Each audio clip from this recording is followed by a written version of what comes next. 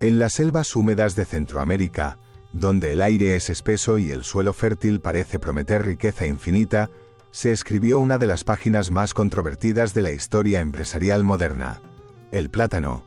Esa fruta amarilla que hoy parece inofensiva en cualquier supermercado del mundo, fue durante décadas mucho más que un simple alimento. Fue moneda de cambio, arma política, causa de revoluciones, masacres y derrocamientos de gobiernos. Detrás de su dulzura se ocultaba un imperio que controlaba tierras, infraestructuras, presidentes y hasta ejércitos. Suscribe y comenta para más videos interesantes. Este es el relato real de cómo una compañía frutera se convirtió en un estado dentro de otros estados, y cómo un inmigrante ambicioso llamado Sam Zemurray se convirtió en el hombre del plátano, que moldeó el destino de naciones enteras. Todo comenzó mucho antes de que Sam entrara en escena, pero fue él quien llevó la historia a su punto más dramático. Para entender el poder que llegó a tener United Fruit Company, conocida también como El Pulpo, hay que remontarse a finales del siglo XIX, cuando el comercio de plátanos empezaba a transformarse en un negocio global. En aquella época, los plátanos no eran un producto cotidiano en Estados Unidos o Europa. Eran exóticos, caros y se echaban a perder rápidamente. La mayoría de la gente los consideraba una curiosidad tropical, pero un puñado de visionarios vio en ellos una oportunidad de oro. Sam Zemurray, un judío ruso que llegó a Estados Unidos como inmigrante pobre a finales del siglo XIX, fue uno de esos visionarios. En la primera parte de esta historia vimos cómo, partiendo de cero, Zemurray se convirtió en un jugador importante vendiendo plátanos maduros que otros descartaban. Su astucia para comprar barato, madurar la fruta en el momento justo y venderla a bajo precio le permitió crecer rápidamente. Sin embargo, cuando decidió asociarse con United Fruit, el gigante del sector, la trama tomó un giro mucho más sombrío. A principios del siglo XX, Honduras se encontraba en una situación financiera desesperada. El país había iniciado un ambicioso proyecto de ferrocarril nacional en la década de 1870, financiado con préstamos de bancos británicos. La obra quedó inconclusa, dejando kilómetros de vías que no conducían a ninguna parte y una deuda que, con los intereses acumulados, ascendía a unos $100 millones hacia 1900. Era una cifra astronómica para un país pequeño y pobre. Los banqueros británicos presionaban para cobrar, amenazando incluso con intervención naval. Estados Unidos, preocupado por cualquier acción militar europea en su patio trasero según la doctrina Monroe, intervino de forma creativa. Reclutó al poderoso banquero J.P. Morgan para que comprara los bonos hondureños, refinanciara la deuda y asumiera el control del ferrocarril y de la recaudación de impuestos de importación. El plan beneficiaba a los británicos, al gobierno estadounidense y, por supuesto, a Morgan. Pero dejaba fuera a dos grupos clave: el pueblo hondureño, que veía en ello una pérdida de soberanía nacional, y empresarios locales como Sam Zemurray, cuya ventaja competitiva radicaba precisamente en las exenciones fiscales y concesiones que había obtenido mediante acuerdos privados con funcionarios hondureños. Zemurray comprendió inmediatamente que si se aplicaba el nuevo acuerdo, sus costos se dispararían y su empresa, Cuyamel Fruit, quedaría fuera de juego frente al dominante United Fruit. No estaba dispuesto a aceptarlo. En lugar de resignarse, inició una campaña de presión pública y lobby en Washington, publicando artículos en periódicos que denunciaban la interferencia estadounidense en asuntos extranjeros. Cuando el gobierno descubrió que detrás de toda esa agitación estaba el hombre del plátano, lo convocaron a una reunión en el Departamento de Estado. Allí le advirtieron claramente: no te entrometas, esto es mucho más grande que tu negocio de plátanos. Sam asintió con aparente sumisión, pero en su mente ya había trazado un plan audaz y peligroso. Si el presidente de Honduras que había firmado el acuerdo con Morgan no cumplía sus promesas anteriores, había que cambiar de presidente. Así nació uno de los capítulos más increíbles de la historia empresarial. Zemurray decidió financiar un golpe de Estado en Honduras para instalar a un líder que le devolviera sus privilegios fiscales. Encontró al candidato ideal en Manuel Bonilla, un expresidente que aún conservaba apoyo popular. Sam se reunió secretamente con él y le ofreció apoyo financiero y militar a cambio de que, una vez en el poder, respetara todas las concesiones y exenciones que necesitaba. Para ejecutar el plan, C. Murray reclutó a un equipo de mercenarios liderado por Lee Christmas, un aventurero estadounidense que se convirtió en la mano derecha de Bonilla. Compró un antiguo buque de guerra de 160 pies, armas, explosivos y todo lo necesario para una insurrección. Al mismo tiempo, orquestó una campaña de prensa en Honduras para generar descontento popular contra el gobierno actual, acusándolo de haber vendido la soberanía del país a banqueros extranjeros. En septiembre de 1910, la fuerza rebelde desembarcó en Honduras. Avanzaron de ciudad en ciudad, reclutando más seguidores gracias al clima de indignación que Sam había cultivado. Cuando llegaron a la capital, exigieron la renuncia del presidente. Para forzar la decisión, hicieron creer que contaban con refuerzos masivos, aunque en realidad era un farol. El presidente, convencido de estar en inferioridad, dimitió. Poco después, Manuel Bonilla fue proclamado nuevo presidente. Una de sus primeras acciones fue recompensar generosamente a su benefactor. Otorgó a C. Murray concesiones por 25 años, importación libre de aranceles de todo equipo necesario, permiso para construir ferrocarriles e infraestructura, casi 25.000 acres de tierra y hasta un préstamo de $500.000 para cubrir los gastos del golpe. Sam había logrado lo impensable: derrocar un gobierno para proteger su margen de beneficio en el negocio del plátano. Se dijo entonces que ningún empresario estadounidense había controlado tan completamente el destino de una nación extranjera. Con estas nuevas ventajas, Cuyamel Fruit pudo expandirse agresivamente. Mientras tanto, United Fruit dominaba el panorama centroamericano como un verdadero estado paralelo. La compañía poseía flotas enteras de barcos, controlaba puertos, ferrocarriles y vastas extensiones de tierra. En países como Guatemala, era común que United Fruit ejerciera más poder que el gobierno local. Sus tentáculos llegaban a todas partes, decidían quién ganaba elecciones, controlaban el suministro de correo y mercancías y manejaban la vida de decenas de miles de trabajadores. Las condiciones laborales en las plantaciones eran duras. Los obreros trabajaban largas jornadas bajo un clima asfixiante, expuestos a enfermedades y peligros. A menudo no recibían salario en efectivo, sino vales que solo podían gastar en tiendas propiedad de la propia compañía. De esta forma, United Fruit recuperaba gran parte del dinero que pagaba. El término República Bananera nació precisamente para describir esta situación. Países cuya economía dependía de un solo producto de exportación y que estaban sometidos a la influencia de corporaciones estadounidenses. Pero United Fruit no solo controlaba la oferta, también tuvo que crear la demanda. A principios del siglo XX, el consumo de plátanos en Estados Unidos era limitado. La compañía lanzó campañas innovadoras. Repartidores entregaban plátanos gratis en terminales de ferry con el mensaje: "Bienvenido a América", aunque la fruta ni siquiera se cultivaba en suelo estadounidense. Crearon harina de plátano, pan de plátano, comida para bebés y libros de recetas. Pagaron a médicos para que publicaran estudios sobre sus beneficios nutricionales. Lanzaron anuncios animando a la gente a añadir plátano a los cereales del desayuno.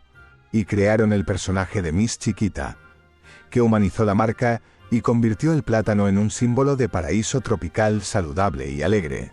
Mientras tanto, los trabajadores seguían sufriendo en silencio. La imagen pública era de playas soleadas y gente feliz recolectando fruta. Pero la realidad era explotación, enfermedades y represión violenta de cualquier intento de organización sindical. En 1910, Cuyamel Fruit ya representaba una amenaza real para United Fruit. Aunque todavía era mucho más pequeña, 8 millones de plátanos al año frente a los 40 millones de United Fruit, 10.000 trabajadores frente a 150.000, Sam era más eficiente, innovador y ágil. Experimentaba constantemente. Mejoró sistemas de drenaje, instaló riego por aspersión, ató las plantas con bambú para proteger los racimos y eliminaba las plantas débiles.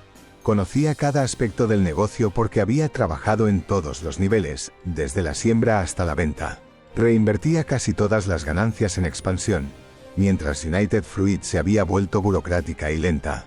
La rivalidad se intensificó en 1915 cuando Sam reclamó tierras al norte del río Utila, en una zona que había sido considerada neutral. United Fruit lo interpretó como una declaración de guerra. Ambas compañías comenzaron una carrera por adquirir terrenos, sabotearse mutuamente, rompiendo vías de tren, cortando líneas de agua, y ejercer presión sobre los gobiernos locales. La tensión llegó a tal punto que el Departamento de Estado estadounidense intervino para evitar un conflicto armado entre dos empresas americanas que amenazaba con desestabilizar la región. Tras varias reuniones en Washington, se llegó a la conclusión de que la única forma de restaurar la paz era una fusión o compra. En 1929, después de negociaciones intensas y aprovechando la crisis económica que había deprimido los precios de las acciones, Cuyamel Fruit se integró en United Fruit. Sam recibió alrededor de 300.000 acciones valoradas en más de $30 millones de la época, equivalente a más de 500 millones actuales.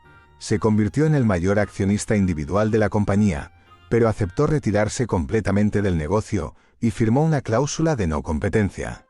Parecía el final feliz para un inmigrante que había llegado sin nada, pero la historia estaba lejos de terminar. Poco después de la fusión, en 1928, estalló una huelga masiva de trabajadores de United Fruit en Colombia. Los obreros pedían mejoras razonables, semana laboral de 6 días en lugar de 7, pago en dinero en efectivo en vez de vales y mejores condiciones. La compañía, en lugar de negociar, alertó al gobierno estadounidense alegando que se trataba del inicio de una revuelta comunista.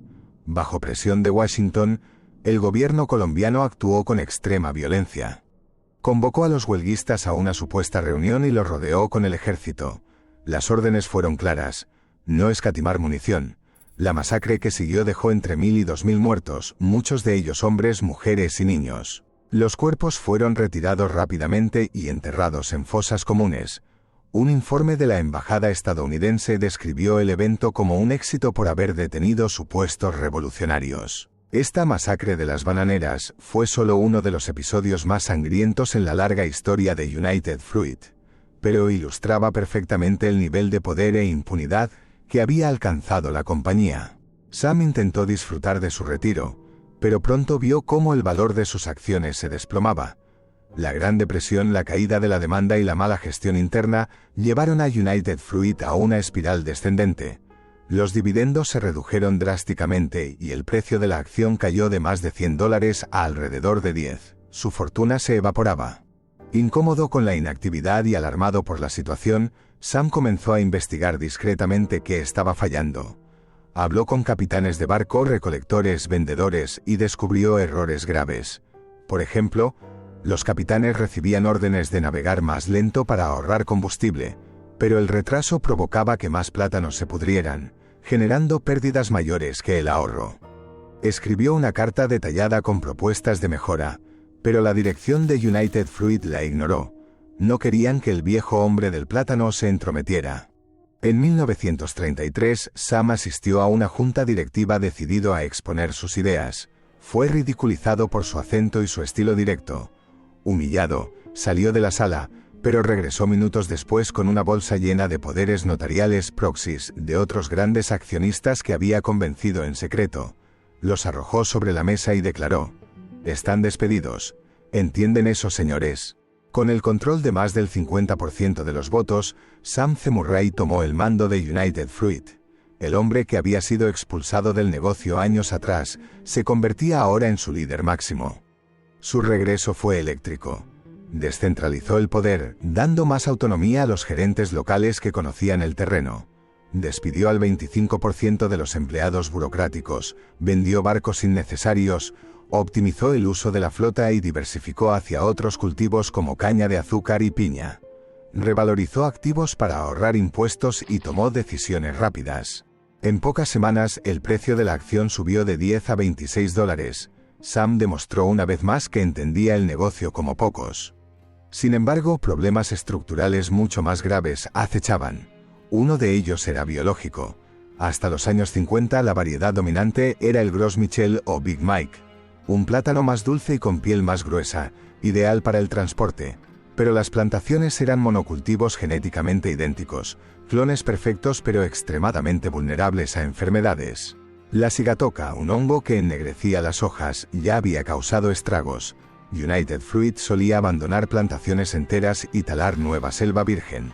Sam ordenó el uso de un nuevo fungicida que, aunque efectivo contra la enfermedad, tuvo efectos devastadores en la salud de los trabajadores. pérdida del olfato, alteraciones del gusto, problemas cutáneos y en algunos casos, la muerte. Peor aún era la enfermedad de Panamá, un hongo que atacaba las raíces y contaminaba el suelo de forma permanente. Sam compró cientos de miles de acres de selva como reserva para poder abandonar tierras infectadas y mudarse a nuevas. Pero era una solución temporal. Eventualmente la industria tuvo que cambiar al Cavendish, variedad que inicialmente resistía mejor la enfermedad, aunque décadas después también sería amenazada por nuevas cepas. La Segunda Guerra Mundial trajo nuevos desafíos. Gran Bretaña prohibió la importación de plátanos por considerarlos lujo innecesario. Estados Unidos también limitó las importaciones tras Pearl Harbor. Muchos barcos de la Gran Flota Blanca de United Fruit fueron requisados para usos militares. Los que quedaban eran atacados por submarinos enemigos al confundirlos con buques de guerra. Sam perdió 19 barcos. Ante la imposibilidad de exportar plátanos, diversificó la producción hacia cultivos estratégicos para el esfuerzo bélico. Cáñamo para cuerdas, aceite de palma y otros productos esenciales. La guerra también le cobró un precio personal. Su hijo murió en 1943 en un accidente aéreo durante una misión de reconocimiento en África. Sam nunca volvió a ser el mismo. En la posguerra, las tensiones laborales y políticas en Centroamérica se agudizaron.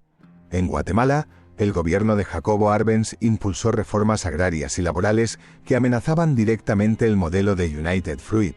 En 1952, el Decreto 900 permitió expropiar tierras no cultivadas de fincas mayores a 670 acres.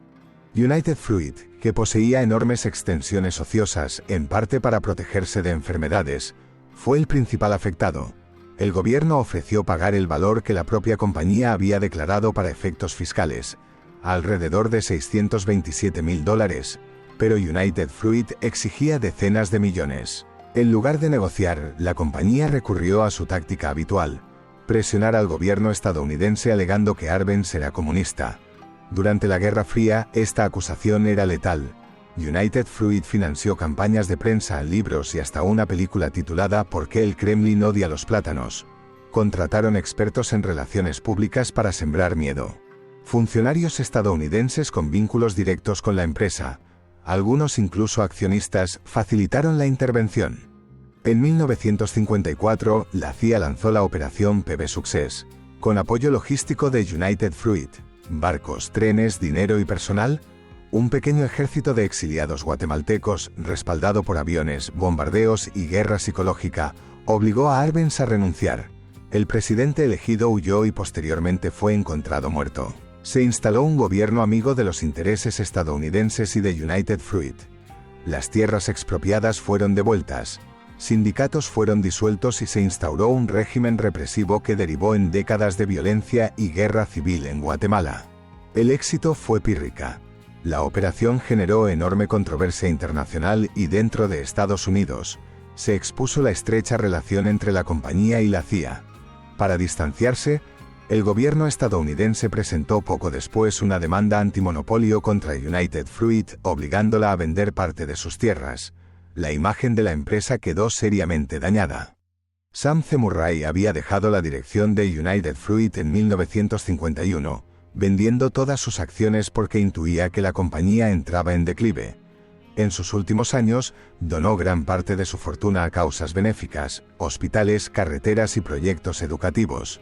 Reconoció públicamente sentirse culpable por algunas de las acciones cometidas en nombre de los dividendos. Murió en 1961 a los 84 años, víctima del Parkinson. Tras su partida, United Fruit continuó su declive. Perdió plantaciones en Cuba tras la revolución de Fidel Castro. Intentó, sin éxito, participar en la invasión de Bahía de Cochinos. La enfermedad de Panamá acabó prácticamente con el Gros Michel. El liderazgo se debilitó. Los escándalos se multiplicaron y la compañía cambió de nombre a Chiquita para intentar borrar su pasado sangriento. Hoy, cuando compramos un plátano en el supermercado, rara vez pensamos en la sangre, los golpes de Estado, las masacres y las intrigas geopolíticas que estuvieron detrás de esa fruta durante gran parte del siglo XX. La historia de Sam C. Murray y United Fruit es un recordatorio poderoso de hasta dónde puede llegar el afán de lucro cuando se combina con poder político y falta de escrúpulos. Es también la historia de un inmigrante extraordinariamente capaz que pasó de vender plátanos maduros en las calles a controlar el destino de naciones, pero que pagó un precio moral alto por su ambición. El negocio del plátano nos muestra tanto las luces como las sombras del capitalismo. Innovación, eficiencia y creación de riqueza, pero también explotación, corrupción y violencia cuando el poder se concentra sin contrapesos. Sam C. Murray fue un genio empresarial, un innovador incansable y un hombre de acción legendario. Pero también fue parte activa de un sistema que trató a países enteros como plantaciones privadas. Quizá la próxima vez que peles un plátano, recuerdes que esa fruta no solo creció en la tierra fértil de Centroamérica, sino también en un suelo regado por decisiones difíciles, sacrificios humanos y capítulos oscuros de la historia moderna.